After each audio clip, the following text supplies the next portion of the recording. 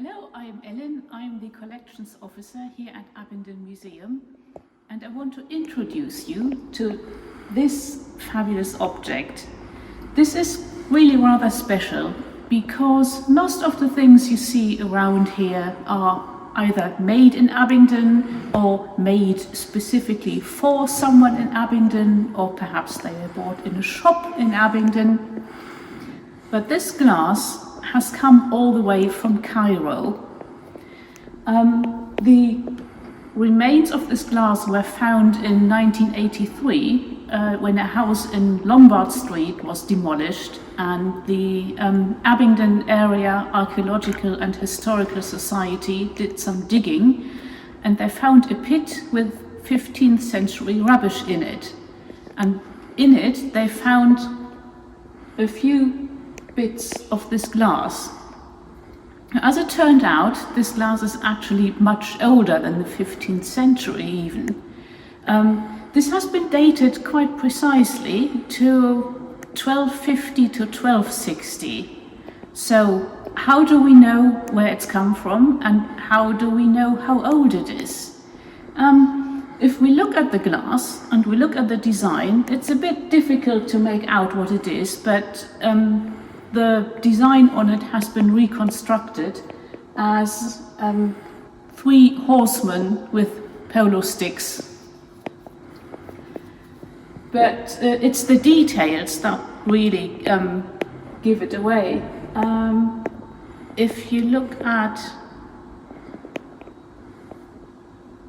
this particular bit, this is the bum of one of the horses, and this is the tail with a sort of knot in it. This knot in the horsetail is considered to be a typical Ayyubid design feature. The Ayyubid dynasty ruled large parts of the Middle East in the 11th and 12th centuries, up to the 13th century. Really, they're Syria, all the way down the west of the Arabian Peninsula, and then into Egypt and parts of Tunisia.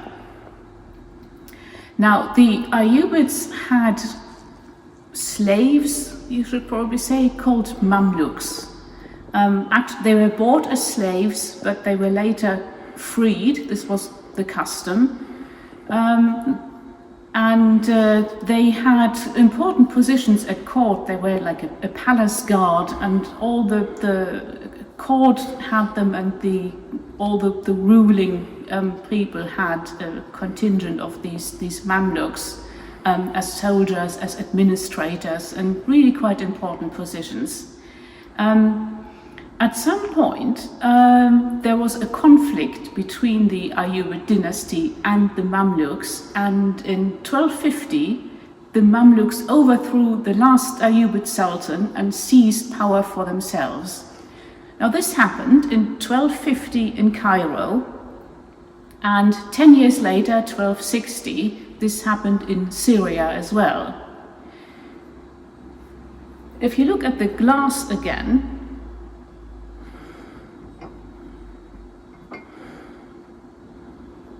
and at this element here, this sort of bird-like emblem, this has been identified as a Mamluk heraldic design. So, because this glass combines a typical Mamluk design feature and a typical Ayyubid design feature, it has been dated to precisely that transition period, 1250 to 1260, when there was the change between the Ayyubid rulers and the Mamluk rulers. It's been identified as being made in Cairo on the basis that Cairo was the Mamluk capital. It was also their cultural center, and it was a center of glassmaking. So even though the technique of making these glasses had been invented in Syria, glasses from that period are usually presumed to have come from Cairo. So you might be asking yourselves now, how does a glass from Cairo end up in Abingdon? One theory is that it came from someone returning from the Crusades. 1248, the King of France started a crusade. He went to Egypt, and there was a small contingent of Englishmen going with him. So it is possible that one of them acquired this glass in Egypt, brought it back when he settled in Abingdon, and that's how it came here. I'm not sure that this is very likely, actually. These glasses were really sort of high-end goods. You couldn't just go into the market and buy them. They were commissioned by the court, by rich people, and they were also made for export. And this is the clue to the second theory, and the one I think more likely, that the route the glass took from Cairo to Abingdon was through trade. Cairo was one of the commercial hubs in the Mediterranean. Venice was another one. So it is very possible that glasses like this were exported from Cairo across the Mediterranean, one of the sort of major trade routes, and then traded on from Venice or elsewhere in Italy to the rest of Europe.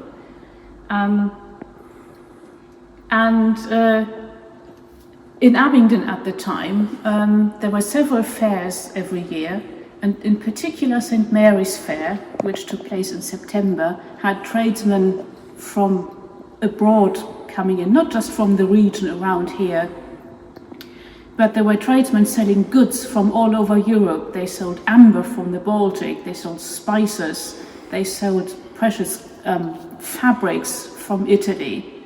So it's quite possible that one of them would have brought this glass to the fair, and someone bought it at that fair. Obviously, a glass like this would have been quite expensive because it's really a luxury item. But Abingdon was a prosperous town. There were rich merchants living here, so there were certainly people who might have had the money to afford something like this. And also, of course, we had the Abbey. The Abbey was quite rich. They could have bought the glass, or someone could have bought the glass as a gift to the Abbey. Again, that would have been something precious. So how this is all speculation, really. Of course, none of this can be sort of really proven. Also, we don't know how this glass ended up in this particular house on Lombard Street. But however this glass came to Abingdon, I think it's quite fascinating to have something from so far away, from such a different culture, sitting now here amongst all the local objects. And it really shows that Abingdon wasn't just an isolated little county town, but it had links to a very, very wide world around it. And this is why this object is so special.